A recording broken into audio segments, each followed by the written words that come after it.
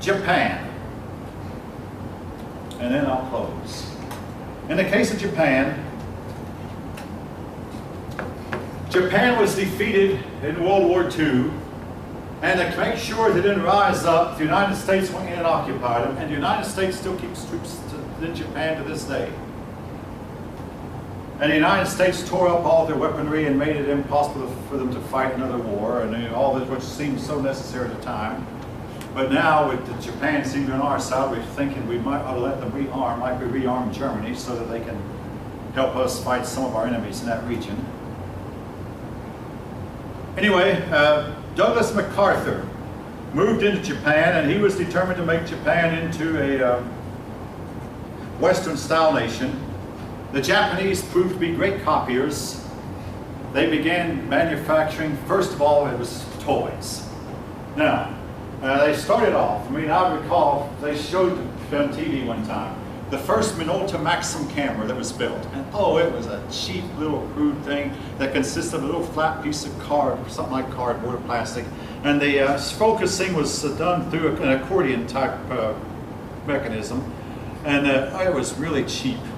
That's where they started. And then they started manufacturing kids' toys. But my first lesson on Japanese technology was when my dad, he sat me down in my hardwood floor, and he said, now this car was made in America and this was made in Japan. There were two toy cars. And he said, the Japanese are smarter in all ways than we are. And if you know anything about friction motors, you rev them up and turn them loose. So he revved them up, boom, boom, boom, the American one and the Japanese one. The American car went a few feet, it didn't want to move, and it stopped. The Japanese car went, hit the wall, and flipped over and bounced back. And I got the impression, hey, those Japanese are a little bit smarter than we are. But the Japanese went from making toy cars to real cars. Well, they went from there to making transistor radios, then they started making motorcycles. They began making musical instruments, trumpets, pianos. Eventually, their cars were notorious for being better than American cars. And a lot of Americans used to believe that the Japanese car was better, and they forced American manufacturers to make better cars.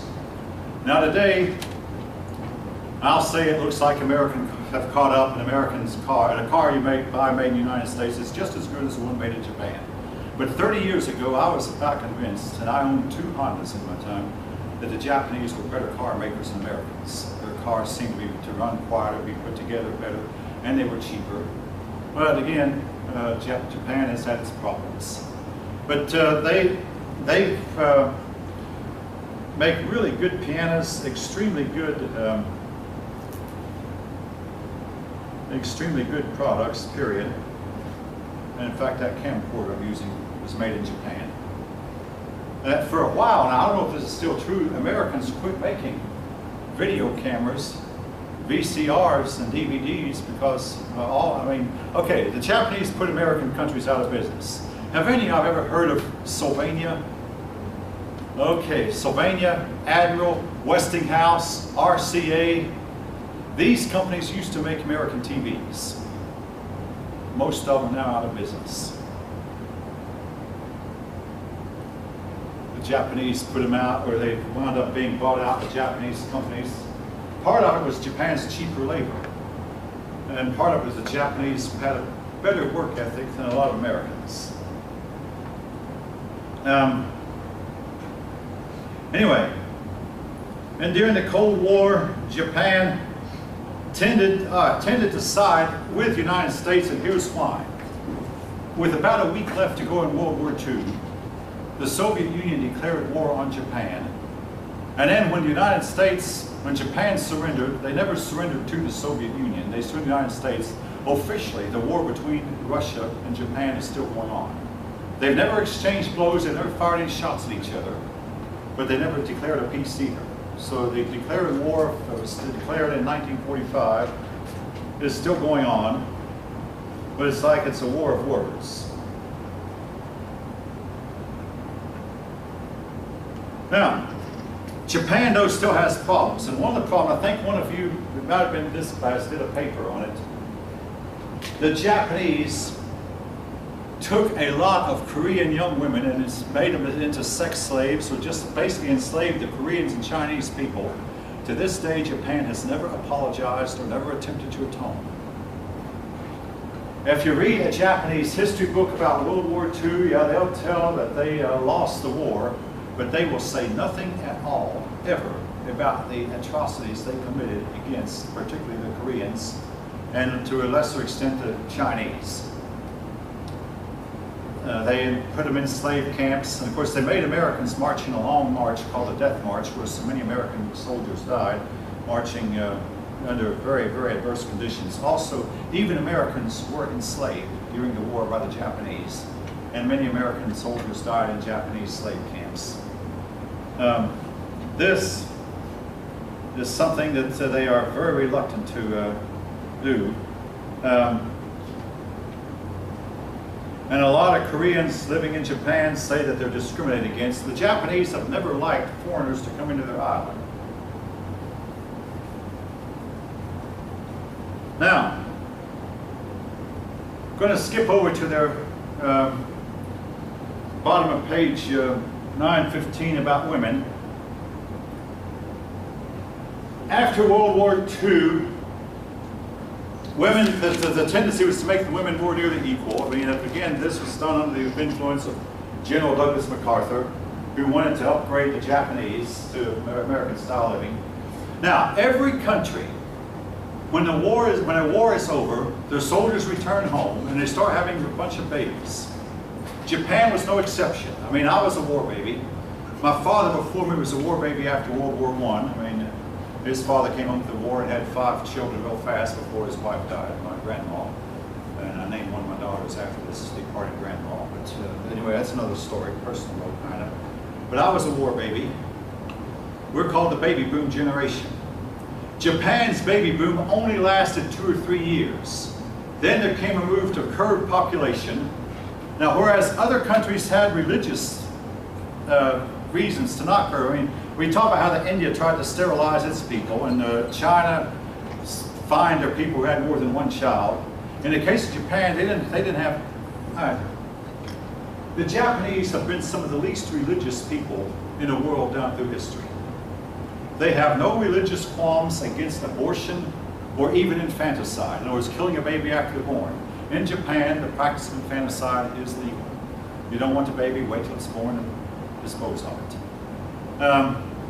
Because they had no qualms against any form of birth control, they could go to the meetings where they would discuss population, the big population explosion, and they were always listened to because they'd tell the rest, well, we can tell you how it's done. Abort your babies, kill them after they're born, practice all manner of birth control. All right, fast forward now to the 21st century. Today, it's been said in the land of Japan, the women have no interest at all in anything that resembles marriage, babies, children, sex, or any of that stuff. All they're thinking about is career this and career that. The men would like to marry them, but the men don't know what are we going to do. The women just simply are just totally indifferent to us. Now, I said this one time, and a young Japanese woman in one class said, the men are only interested in pornography. I said, okay, dying is still dying. The fact is your people are dying, and this is in the book. Your people are dying, and unless you change your ways, you're going to perish off the earth in a few years. Isn't it because the women don't want that? Because when they get married, the woman has to leave her job? Not necessarily. I mean, there's no such law in the book. They're free to have the job and have a family too. But most of them just simply seem to have no interest at all in anything that has to do with the family. And again, a lot of this has to do with growing up in a family that only had 1 or 2 children. I mean, I've talked about this. When the parents, it's been said, when a generation decides to limit their population, that decision is almost irreversible. A young girl who grows up where she's an only sibling gets almost everything she wants from her parents. And hey, this is great. She can have any toy she wants. Well, it's not so great either. She grows up having never known what a baby looks like or sounds like, because she never had any, she never was associated with any. Doesn't want any either. Thinks babies are just a whole lot of trouble. And Besides, some people women think babies are ugly, and just I don't want to ever have anything to do with that. And the result is the population is dying. Japan has the highest percentage of people over 65 of any country on the face of the earth. Now, this is straight in the book, folks. So of all the people who are practicing birth control, Japan seems to win, unlike the United States, where that we have foreigners coming in right and left. In the case of Japan, in land Japan, they generally frown on foreigners, at least coming in to live. Now, Americans go to Japan often, American soldiers, and my oldest daughter applied for the job of teaching English to Japanese people. English is you may know, is becoming a universal language. She was turned down, but maybe she'll apply again. But anyway, they will take in Americans who come to work, but they're expected to leave. In the land of Japan, they're getting older and they are dying. And in the land of Japan, there are more diapers sold to old people than there are to babies. It's the only country on earth that sells more diapers for older people. They're getting old, and the young people, there's not enough young people to support them. They're dying, and they're not being replaced. And the men who still are interested in marriage and sex, and if you have one, what are we going to do? Well, I say, hey, marry Chinese, there's not that many Chinese women around, marry Koreans, marry Filipinos, anybody you can get, and let your own women leave them alone. I mean, how many of you have heard this from these other sources outside? Okay, one of you, a couple of you have heard this. Yeah. I mean, if I'm wrong, folks, today the floor is open, but a lot of this is straight out of the book. No, you're right, because I'm taking an intercultural Yes. communications class. Yes. I'm a communications major. Yeah. But we did group presentations on different countries, and this one group did Japan, and they were explaining like the different, like the kite population. Yeah. And there's like a pyramid and then a reverse, and now it's a kite because there's more people up top than at the bottom, and somewhat in the baby section. Unless they change their ways, the island is going to be devoid of Japanese people, their islands, in a few years. And it won't take long either, unless they change their ways drastically. Now, I must say about Japan, a few children have, their education, their children are expected to go through exacting norms. They really prize getting in the best universities. And from elementary school through high school, the children must wear uniforms. And by the way, it's been shown, kids who wear uniforms perform better than children who don't. Dress codes do improve. Now that does not apply to college. Dress codes do improve the enforcement on elementary and high school students.